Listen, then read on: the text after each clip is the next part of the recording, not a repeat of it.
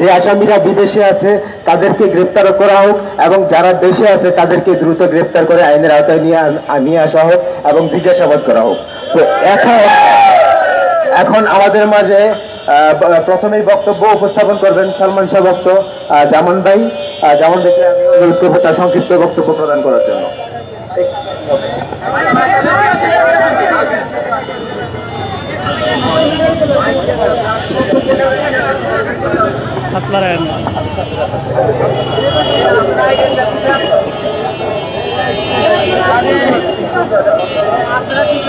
আসসালামু আলাইকুম।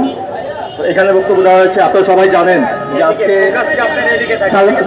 আজকে আমরা এখানে কেন দাঁড়িয়েছি, সালমান শাহ হত্যা মামলার আসামিদের গ্রেপ্তারের দাবিতে এখানে দাঁড়িয়েছি। আমরা চাচ্ছি এই মুহূর্তে যে ঘোষণা দিয়ে আসছে, যে আমি কয়েকটি পয়েন্ট তুলে ধরবো। প্রথম কথা হচ্ছে, দেখেন গত 21 তারিখ রাতের বেলায় মামলা হলো, আজকে 1 তারিখ, প্রায় 10 দিন হয়ে গিয়েছে, এখন পর্যন্ত কোনো আসামিদেরকে গ্রেপ্তার করা হয়নি। ইভেন এর মধ্যে দেখা গেছে যে আপনার যারা বিশেষ করে বাংলাদেশে আছে ডন এবং সামিরা, তাদেরকে প্রকাশ্যে মোটামুটি দেখা গিয়েছে। ডন কিছুদিন আগেও চ্যালেঞ্জ করেছে এই প্রেস ক্লাবে বসবে আমাদের সাথে এবং তার পরিবারের সাথে, যে সালমান শাহকে হত্যা করা হয়নি। আজকে এই ডন কোথায়? আপনার প্রশ্নের আমরা চাই। ঠিক আছে, আরেকটি বিষয় হচ্ছে, দেখেন সামিরা বারবারই চ্যালেঞ্জ করছে যে সালমান শাহ আত্মহত্যা করেছে। তা সালমান শাহ যদি আত্মহত্যা করে থাকে, তাহলে উনি এতদিন যে বললো, আজকে যখন 29 বছর পর হত্যা মামলা এটি রূপান্তরিত হলো, তাহলে সামিরা এখন পালিয়ে গেল কেন?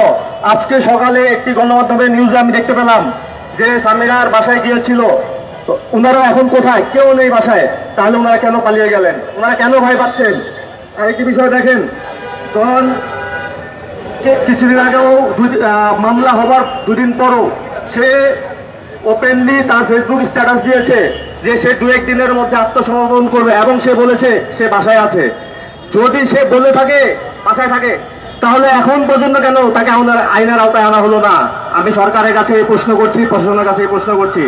শেষ পর্যন্ত একটি কথা বলে যাই, এই হত্যা মামলা আমরা সুষ্ঠু তদন্ত এবং আসামিদের দ্রুত গ্রেপ্তারের দাবি জানাচ্ছি। আরেকটি শেষ কথা আমার, আমরা চাই এই যারা এখানে ভক্তবৃন্দ আছি, সালমান শাহর মা এখনো জীবিত আছে, তিনি বয়স্ক মানুষ, অসুস্থ থাকেন, বেশিরভাগ সময় অনেক বয়স হয়ে গেছে। তার জীবদ্দশায় যেন সালমান শাহ হত্যার বিচার হয় এবং সেই আসামিদেরকে গ্রেপ্তার করে সর্বোচ্চ শাস্তি ফাঁসি অথবা যাবজ্জীবন সেটা কোর্ট বিবেচনা করে দিবে। এটাই আমার শেষ কথা। ধন্যবাদ সবাইকে।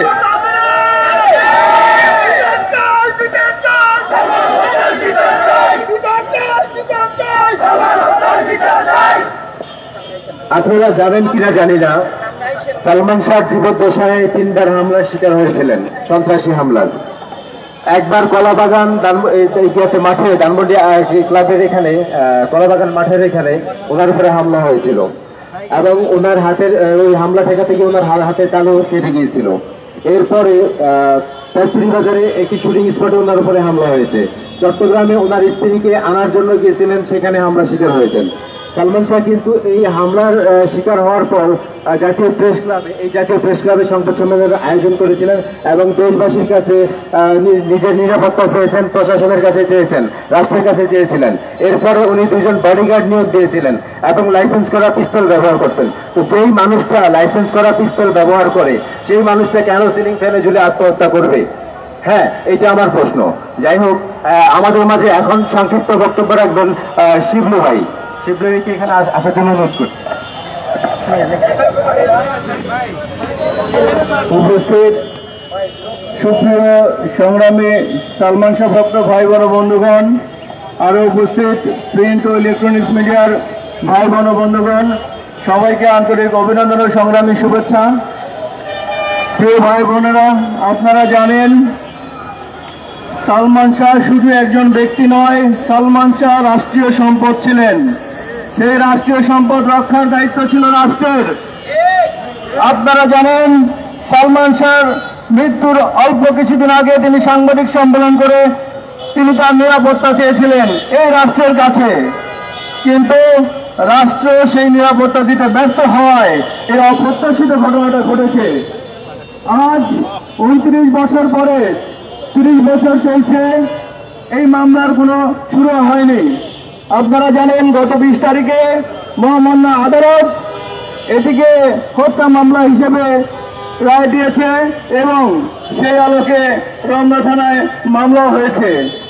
যেহেতু আসামিরা চিহ্নিত আসামিরা এখনো কেউ কেউ বাংলাদেশে বিরাজ করছে, তাদেরকে কেন এখনো গ্রেফতার করা হচ্ছে না, এটাই আমাদের কাছে প্রশ্ন।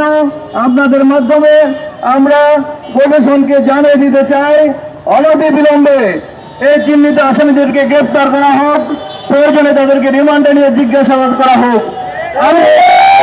আমি একটু মনে করে দিতে চাই, কোন ঘরে যদি কোন ব্যক্তি আত্মহত্যা করে মৃত্যুবরণ করেন, সেই ঘরে যে ব্যক্তি উপস্থিত থাকবে তাকে কেন জবাবদিহিতার আওতায় আনা হবে না? একজন মানুষ যদি পাশের ফ্ল্যাটে মারা যায়, পাশের ফ্ল্যাটের বাকি লোকজন কেন জানতে পারবে না? আমরা বলতে চাই, আমাদের যে নথিগুলি ছিল সেগুলো পুরো তদন্তের মাধ্যমে অতি সত্বর সালমান শাহ হত্যাকারী হিসেবে চিহ্নিত যারা বাংলাদেশে এখনো বিরাজ করছে তাদেরকে গ্রেফতার করা হোক। আমি বলতে চাই, সালমান শাহ মহানায়ক কেন মহানায়ক? আমাদের ইতিমধ্যে দৃষ্টিগোচর হয়েছে, একজন সিনিয়র অভিনেতা বলেছেন সালমান শাহ নাকি বরিশালে একটি ফুটবল টিম আর কুমিল্লা একটি ফুটবল টিম, আর সাকিব খান নাকি ব্রাজিল।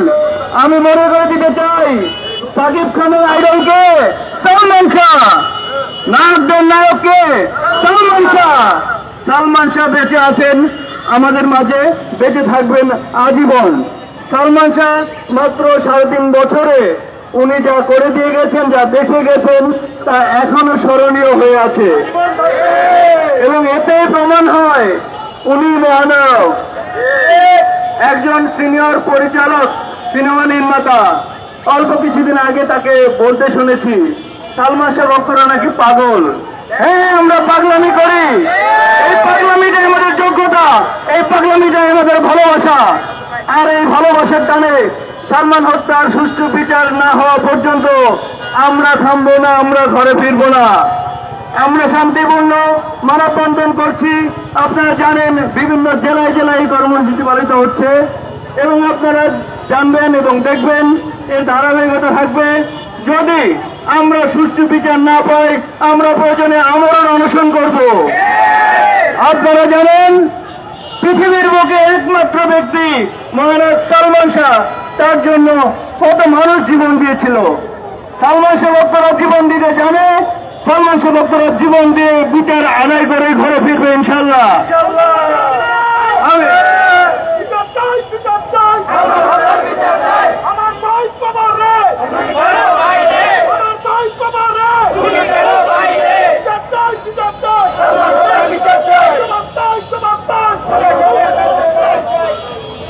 প্রিয় ভাই ও বন্ধুগণ, আপনারা শুনে থাকবেন,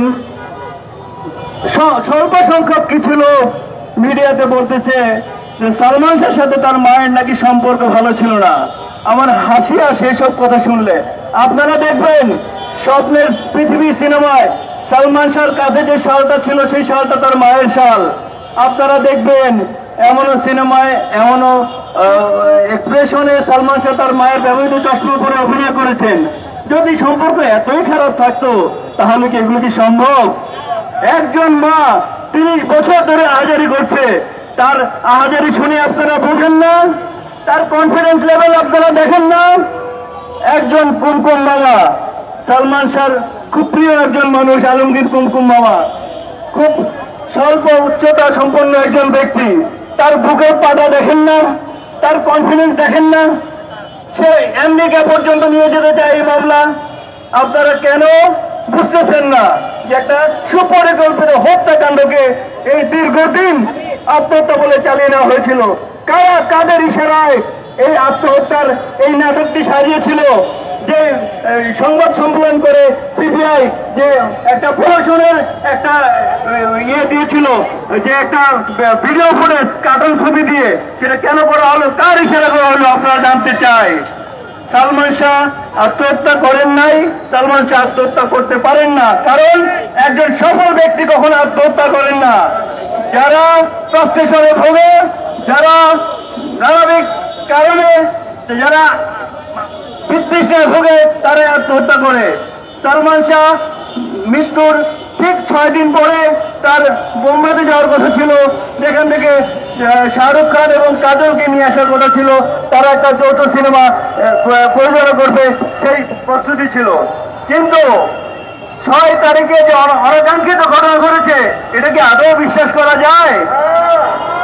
খুনি সামিরা তার বক্তব্যে বলেছে সকালবেলা নাকি সালমান শাহর বাবা ওই ফ্ল্যাটে গিয়েছিলেন, তাকে নাকি উনি ডিম পোস্ট করে নাস্তা খেয়েছে। ঘরে যদি তার সন্তান ঘুমন্ত অবস্থায় থাকে, বাবা আসলে কেন তাকে ডাকা হবে না? পোস্টে রেখে যাচ্ছি। সময় সংক্ষিপ্ত, তাই কথা বাড়াবো না। সালমান শাহ এই কথা বললে কথা শেষ হবে না, দিন পেরিয়ে রাত হয়ে যাবে। সর্বশেষে একটি দাবি, অনতিবিলম্বে মহারাজ সালমান শাহর হত্যাকারীর যে চিহ্নিত আসামি যারা দেশে অবস্থান করছে তাদেরকে গ্রেফতার করে আইনে আনা হোক। না হলে সালমান শাহর ভক্তবৃন্দ, অগণিত ভক্তবৃন্দ অনশন করে হলেও নিজের আত্মাহুতি দিয়ে হলেও আমরা বিচার আচরণ করে রাখবো ইনশাআল্লাহ। ধন্যবাদ সবাইকে।